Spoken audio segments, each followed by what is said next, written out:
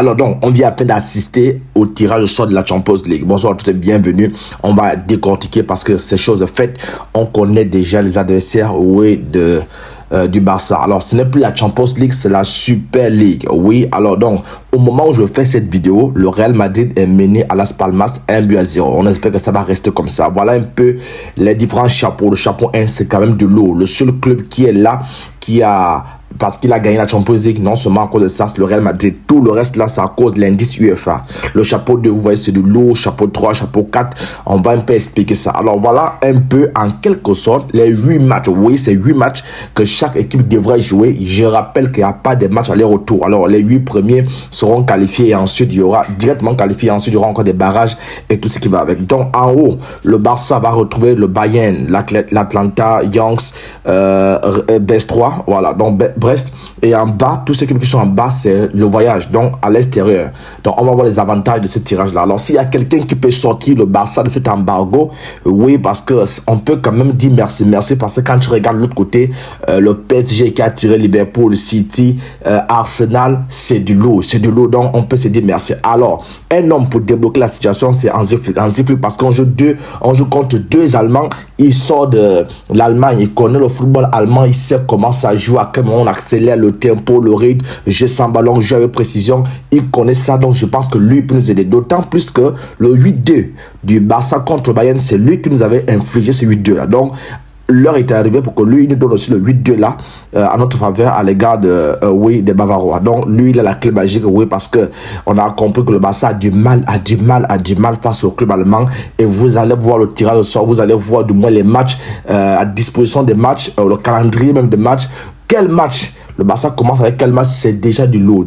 Alors, le problème, c'est est-ce que les joueurs blessés seront là à temps? Parce qu'après la trêve, bingo, on rentre dans la Champions League. Le premier match, la grâce, c'est que le Barça reçoit, le Bayern à la maison. Oui, à la maison, jouer le Bayern à Allianz Arena, c'est très difficile, très compliqué. Donc, on les joue chez nous, mais est-ce que tous les blessés seront là? Est-ce que Dion sera là? Est-ce qu'Araujo sera là? Est-ce que Gavi sera là? C'est presque impossible. Et après ça, on va se déplacer pour aller au mur jaune. Voilà les deux clubs qui peuvent causer vraiment des problèmes au Barça. Le mur jaune, on sait que c'est pas facile. C'est pas vraiment facile. Il va falloir déjà que le Barça fasse le plein, qu'on gagne, qu'on s'impose déjà face au Bayern pour espérer aller faire un bon résultat au mur jaune, parce que il y a l'Atlanta qui est là. Le reste, ce sont pas les clubs à négliger. Il y a aussi un bon match à l'extérieur face à Monaco. Oui, la revanche, parce que Monaco, après combien d'années, le Barça n'a plus jamais perdu la Coupe Gampers. Donc, on l'a perdu à cause de Monaco 3-0. Donc, voilà une revanche. Alors, sinon, les grosses têtes qui peuvent nous causer des problèmes ici, c'est le Bayern, le BVB et l'Atlanta. Alors, donc, il va falloir s'imposer au Bayern. Pour moi, Bayern à domicile à Barcelone, c'est vrai que c'est pas au Nou Camp, c'est jouable.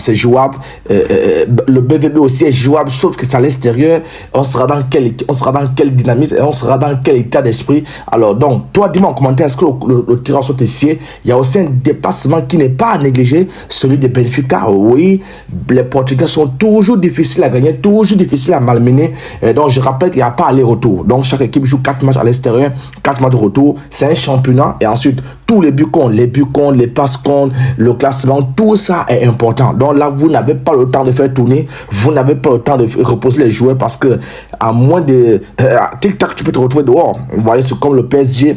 Le PSG a pris carrément les meilleurs de chaque comment on appelle, chaque poule. Ils ont pris les meilleurs de chaque tableau. Voilà, tableau 1, tableau 2, tableau 3, tableau 4. On a additionné tous les meilleurs là. On a balancé ça au PSG. Donc, c'est dire que ce PSG peut sortir. Alors, donc, c'est l'ordinateur qui a fait ça. Je peux vous rassurer que j'étais vraiment ennuyé, parce que c'est tellement long. Tu ne piges rien du tout. Tu ne comprends rien du tout. Au moment où je parle, même les dates ne sont pas encore officielles. Oui, il n'y a pas encore l'officialisation des dates. Donc, on ne sait pas. Alors, dis-moi, est-ce que tu vois le Barça sortir ici?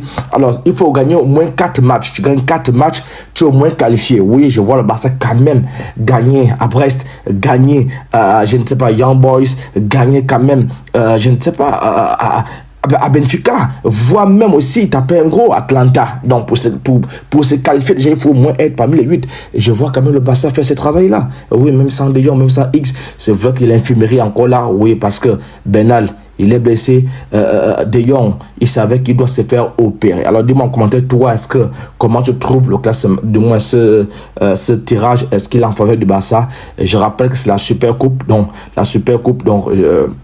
la Super League, autant pour moi, c'est-à-dire que dès l'entame, on a des chocs. Ce n'est plus la Champions League où il faut attendre les quarts de finale. Alors, tu t'es pas encore abonné, abonne-toi pour ne rien rater. On se dit à plus, ciao.